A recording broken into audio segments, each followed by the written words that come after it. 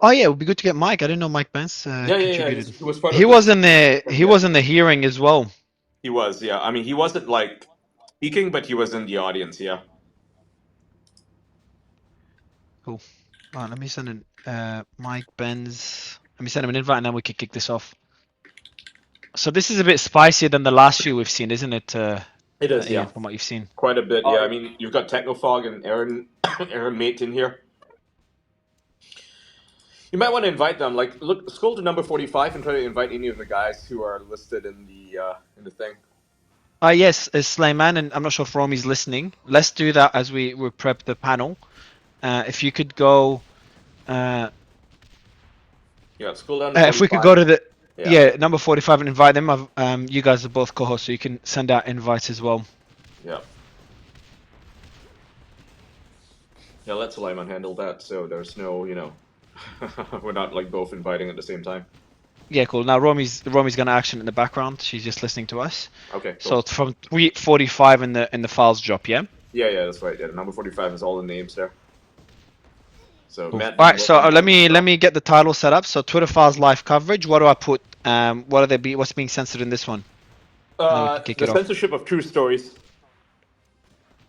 Need something. Is it more COVID censorship? Is it COVID, COVID yes. related? That's Yeah, COVID yeah, it's related. vaccine and COVID related. Vaccine passports, all that stuff. All right. I think we're good to go. Fantastic. Let me know when I can start reading it, or if you want me to. Yeah, definitely. Let's kick it off. All right. I think we have enough people in here, and I think what's Metai be tweeting just now? He's like replying to people. So the idea of anti-disinformation needs to flip its focus from paying 80% of the attention to foreign content to 20% to domestic. To do the opposite is central to the whole platform. It's a new form of digital censorship. It is counterterrorism machinery aimed inward. Okay, so that sets the stage for it. So Twitter files number 19. The Great COVID-19 Lie Machine, Stanford, the Virality Project, and the Censorship of True Stories. So, number 2. The release of Anthony Fauci's spring 2020 emails has been used to exacerbate distrust in Dr. Fauci. That's a quote, right? Increased distrust in Dr. Fauci's expert guidance. That's another quote from it. So this is, I'll read this. This is the Virality Project weekly briefing dated June 2 to June 8, 2021. The key takeaways is that, information voids, it says here, information voids have opened up around two topics that remain unclear to the public: the risk of myocarditis for vaccinated teenagers and the necessity of vaccines for people who have previously had COVID-19. Public health communicators should consider focusing on providing the most up-to-date recommendations on these topics. The anti-vax community continues to seize upon fears that vaccines may contain a spike protein that can cause damage to vaccinated people. The term has been used to support a number of unsubstantiated claims about COVID-19 vaccine safety. Now, this part's true. They're saying that that's disinformation. Yeah, sure. And then it goes on. The release of Dr. Fauci's spring 2020 emails through the Freedom of Information Act, FOIA, which is why I think it would be great to have, if Tom could actually join us. He's in the audience here. I'm going to try to invite him up. No, it doesn't work. I've already Does it invited work? him. It's not working. Yeah, no, Okay. it's not working. All right. They claimed it has been used to exacerbate distrust in Dr. Fauci and in U.S. public health institutions. As vaccine mandate discussions continue to take place online, stoked by legislation attempting to ban them, a new analogy is emerging between vaccine passports and Jim Crow laws in the American South. This comes as previous analogies between vaccine passports and the Nazi use of the Star of David received blowback. That's the first text. Okay, the second part of the memo says discussion of Fauci's emails has also spread in Chinese on Telegram. At least one group of 7.8 thousand members, which mostly discusses right-wing conspiracies, claims, quote, Fauci, the CCP, WHO, and several deep state agencies have information on how to manipulate viruses and vaccines, which will fully expose the truth about viruses and vaccines, end quote. Now, the takeaway, according to this memo, is that although much of the focus on Fauci's emails is related to his communication with Chinese officials in the early stages of the pandemic, the information also has a major impact on anti-vaccine networks. These networks, and this is the part where Matt Taibbi highlighted, is that these networks are keen to foment increased distrust in Fauci's expert guidance and in American public health officials and institutions. Given the large volume of emails, we also expect these responses will continue to flow in. It goes on. Number 3. So this is number 3 of the drop. Quote, Reports of vaccinated individuals contracting COVID-19 anyway, natural immunity, suggesting COVID-19 was leaked from a lab, and worrisome jokes. So a lot of these things are true, right? I mean, if you get COVID-19, you will get infected anyway. It's a coronavirus. Natural immunity is a real thing, but they don't want you to talk about this. So the memo, he goes back to the memo. He highlights a part here that says, this week's top post from a recurring anti-vax influencer on Twitter is Alex Berenson, who shared one of Fauci's email conversations with a researcher after Fauci's 2020 emails were released under the FOIA. The conversation is interpreted to suggest that the coronavirus may have been leaked from a lab. This tweet received 10.3 thousand interactions, and then they count how many are replies, retweets, likes, and so forth. And then there's an email to Twitter from this organization, the Virality Project, says, "Hello, Twitter team. Please find attached the latest weekly briefing on the Virality Project and the COVID-19 vaccine, social media narratives, and misinformation. This week was a busy one. We covered a range of topics, including updates on commonplace narratives, myocarditis situation, Senator Paul Rand. It's Rand Paul, you dummies. Yeah, Senator Paul Rand's claims about natural immunity, the serious side effects, including a re-emerging concern about Guillain-Barré syndrome. We looked at how anti-vaccine groups are continuing to bring their movement into the legal space through petitions, bans, lawsuits in multiple states, most notably in Texas. And then part of the thing again, going back to the weekly briefing, says that they highlight this conversation is interpreted to suggest that the coronavirus may have been leaked from a lab. So that is quote unquote misinformation or malinformation, as we recently saw in the previous drop. And then another part of this memo says 2 incidents illustrate the dynamic. In July 2021, White House Press Secretary Jen Psaki announced that the Biden administration would begin focusing on door-to-door community-based vaccine outreach. This announcement provoked immediate online outrage, including worrisome jokes with violent undertones that suggested people should respond to official door knockers of hostility, guns, or harassment. So people were concerned that the Biden administration at the time, they were trying to do this door-to-door knocking thing. It's like, hello, sir, have you been vaccinated? Do you wear a mask? And people got upset by that, obviously, right? You don't knock on people's doors and ask them if they were vaccinated. That's a violation of their privacy. Well, if you joked about it, that was subject to you being put in these papers, right? So you couldn't even joke about it. How dare you? So Matt Taibbi describes in number 4. He says, all were characterized as potential violations or disinformation events by the Virality Project, a sweeping cross-platform effort to monitor billions of social media posts by Stanford University, federal agencies, and often a slew of state-funded NGOs. Before Michael Schellenberger and I testified in the House last week, Virality Project emails were found in Twitter files. Ian, sorry to interrupt you. Can you just give everyone who doesn't know just a quick overview on who the Virality Project is? Yep. So the Virality Project is basically a cross-platform effort to monitor billions of social media posts, and it's being organized by Stanford University, a bunch of 3-letter agencies, as well as a bunch of NGOs, which are often state-funded. So that is what the Virality Project is. I mean, you can Google them up. They have a website and everything. So essentially, their job, right, was to stop people from promoting so-called disinformation or misinformation, or the term that they used last week was malinformation, which is information that is true but makes people, distrust the government, right? So that would be considered malinformation. I don't know if they used that term here specifically, but that was what they were going after. So they were not just going after people, posting obviously fake lies, telling people to, I don't know, inject cyanide into their bodies to get rid of COVID or something, right? It's not just stupid stuff like that. They were actually going after people who were criticizing lockdowns, mandates, vaccine passports, people who were talking about surveillance and how vaccine passports were being used to drive surveillance and, limit your freedom in different countries or travel. If you talked about that, that was subject to being reported, and then that would actually get you banned. So they were working with all these organizations, Twitter, Facebook, etc., to deplatform anyone who questioned Dr. Fauci, right? Questioning him, talking about the lab leak theory, for example, that was subject to removal. So, okay, that's interesting. So Tracy, thanks for joining us. We appreciate you coming on. What's your initial thoughts about the Twitter leaks from today? None of this actually surprises me at all because it's all also been released in discovery in the Missouri v. Biden case, which is ongoing right now.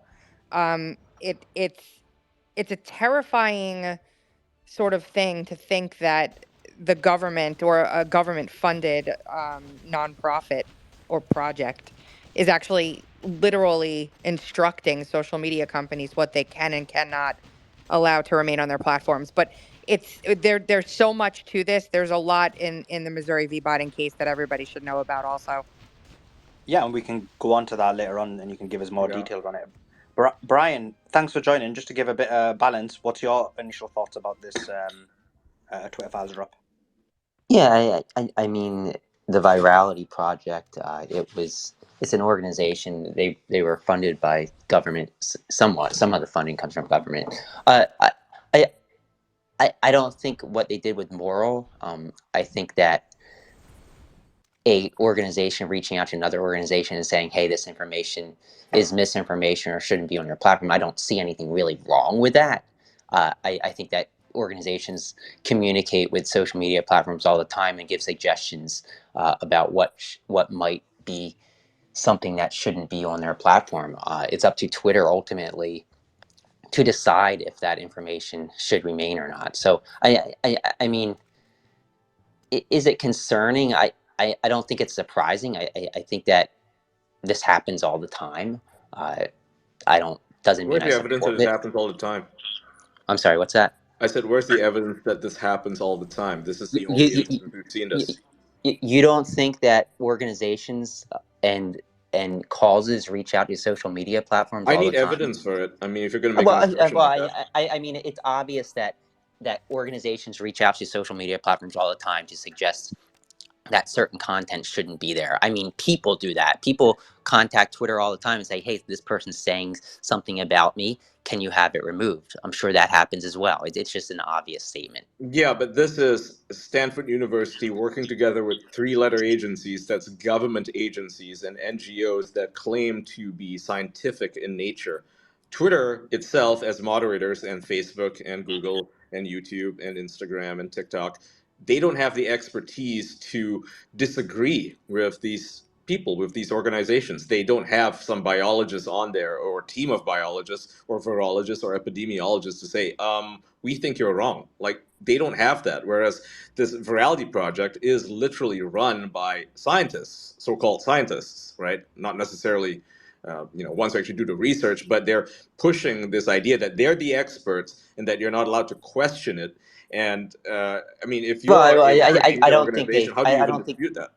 I don't think they said you're not allowed to question it. They're not ordering Twitter to remove stuff. They're suggesting it removed. Like I said, I don't support the fact that they're doing that, but that doesn't make it illegal in any respect. No one's saying it's I illegal, think it happens but a lot. this is evidence of Yeah. the government But stepping in and saying you cannot question our guy because then we will remove But you it's from not social media. government. Yeah, they're it funded by it government actually is partially. illegal, and it actually is the government, and that's why this lawsuit is ongoing. And yes, they did pressure and force and threaten, and the narrative that they didn't do that is 100% false. I haven't seen They any threats to Twitter by the government, but if you I have can it, feel show free you to. pages of Yes, them. I certainly do. Check my do you- pinned tweet. okay. Actually read it. Actually read through everything in my pinned tweet, and you'll be shocked into submission. I will guarantee you. Okay. There were consistent threats of Section 230 protection being removed, consistent threats of congressional action against platforms that didn't do as government was instructing them to do. A specific threat, at least on one occasion, if not more, I've seen a couple of them, from the White House to Twitter to remove content from their platform. This is absolutely coming at the direction of the government, and any insinuation that it's not is blatantly false, and that's been proven now. Tracy, what was the specific threat from the White House? Hold on, I'll pull up the exact language. I'm just going to need a minute. Thank you. While you check that, Ian, what do you think about? I mean, sorry, Brian.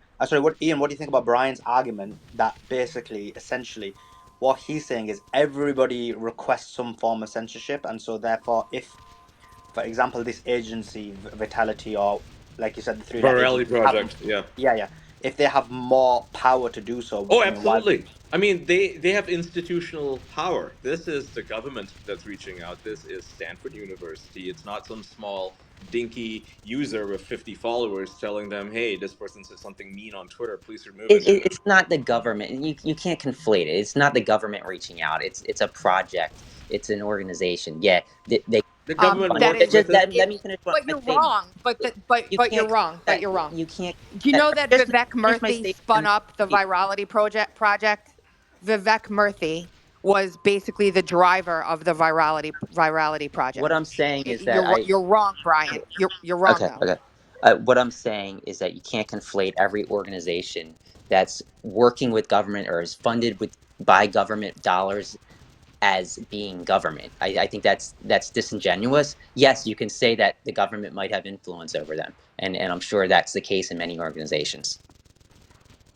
So we're basically saying then, if we follow your logic, that taxpayer funds, that's mine and your money, going into these organizations funded by the government, in large part by the government, if they take action that is, extra constitutional, that you're okay with that because you can't, I don't know where the bottom line lies for you really in that case, because then anytime the government wants to do something that they're not allowed to do, they'll go and fund some private NGO to do it for them. And then people like you will say, oh, well, that's just a private organization. Even though there's tons of government funding pouring into it, that doesn't mean it's government run. They're But doing whatever they want to do. That's And disingenuous. furthermore, so hmm?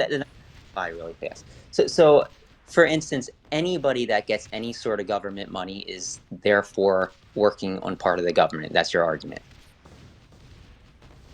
If they're funded by taxpayer dollars coming from the government, So and there any is single a line of organization that gets a tax and there is break a or line of or a a subsidy. constant line of communication.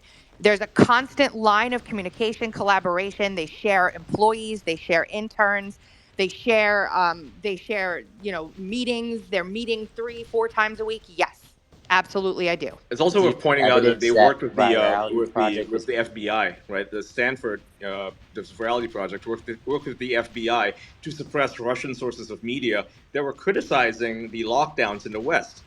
I'm literally looking at a Stanford page right now. This is not part of the drop, where they go after RT, which is Russia Today, and the Russian government for publishing articles, like true news articles about the Western implementation of lockdowns in Europe, for example, and how people were resisting it. Right. So this idea that you oppose lockdowns, that was considered to be a red line for so anyone who opposed the lockdowns or the mandates was now subject to censorship because they claimed that it was backed by Russian efforts. And they don't even mention the word disinformation here. Like everything that Russia reported, the Russian news outlets reported on the lockdowns was true. It was true. There were lockdowns and people were opposed to it, and police are beating the shit out of people. There's so many videos in the Netherlands, in Australia, for example, many infamous videos where people are peacefully protesting or refusing to wear a mask, being bitten by dogs, being beaten up, rounded up, beaten up, losing their jobs, and so on. If they reported on it, that was subject to removal because it made people can I just oppose cut in lockdowns really even more. fast? Just to circle back to Tracy really fast. Do you have the language that the White House used that you considered a threat? Yeah, and Tracy, in addition, I do. I do. I'm looking for it right now. I absolutely do. Everything that I tell you, I've got receipts for. yeah, so Yes. Tracy, because my job's to bring a bit of balance to the stage as well. So, just in terms of what you said in terms of line of communication, don't you think that when you say constant line of communication, like what's the cut off? Because it sounds quite subjective. Well, I mean, they literally worked in tandem with one another. So it wasn't a case of these guys were doing their own thing 90% of the time, and every now and again they'd reach out to the US government for some advice. They were co-working together. And even the virality project, there's Zoom calls and videos that they've done where they've said, we're the gap. We're the gap to fill in because the government can't do what the government wants to do on its own. So they've brought us in to do the things that they can't physically do So themselves. then, but then, isn't your There, argument then? So your argument isn't if somebody gets funded by the government vis-a-vis, that means they're working on a government project. But what you actually want to see is some form of collaboration or significant collaboration to say that they're part of the government. Well, yeah, I mean, military contractors and others get money from the government all the time, but they're private companies that are working on government contracts. That's not the case here. That's not what this was. This was largely funded by taxpayer dollars with constant collaboration and communication between the U.S. government and these organizations to specifically censor speech that they didn't like. Do And you that's have the simplest way to say it. weekly meetings between Virality Project and the government? Oh, 3 meetings. absolutely. Yes, I do. And it's all been in discovery that's been released from the government Can you tell me where to to find that? the states. Yes, go to my pinned tweet. It's all documented Your there. tweet I'm there, and I don't see where the White House said any of this stuff or threatened anybody. Brian, I don't have that in my pinned tweet. But you I have all the document. I have that's buried inside of here. I'd have to find it in one I'm of the just asking threads for that's information. I'm not sublinked. asking for just a link. Can you saying I'm can you sorry, guys do am this I like your offline? personal freaking encyclopedia that I'm guys, supposed to be she's just on a making whim? claims that Can she we- isn't backing Brian. up. That's all. No, Yeah, Brian, so- Brian, I think Ian, I think you're going to I'm carry on. muting everyone. It's like, can we take that shit offline? I need to read the Twitter files and this back and forth about you don't believe what's in the White House files, blah blah blah blah blah. Like, okay, so I'm unmuting now. The point that I want to make now is that for and this is something Bricksuit mentioned to me. He said that schools that receive even small amounts of federal funds are considered to be federally funded for the purposes of compliance legislation. So any amount of taxpayer dollars, when it goes to funding an actual project, is considered a federally funded project, right? So you can't argue against that. Like legally, it's government funded. So if it's being used to suppress people's free speech, then yes, you can and technically even correctly even say that the government is funding censorship, and that's exactly what we're seeing here. So just because it's run by an independent organization, it's not fully independent if it's being paid by the government to do exactly this, right? So I'd like to go back to the Twitter files and continue reading it before you guys hop off into the woods and start arguing about the nitty-gritty details. So, number 5. Just before Michael Schellenberger and I testified in the House last week, the Virality Project emails were found in Twitter files describing stories of true vaccine side effects as actionable content, right? Actionable content. And this is a screenshot that says true content which might promote vaccine hesitancy.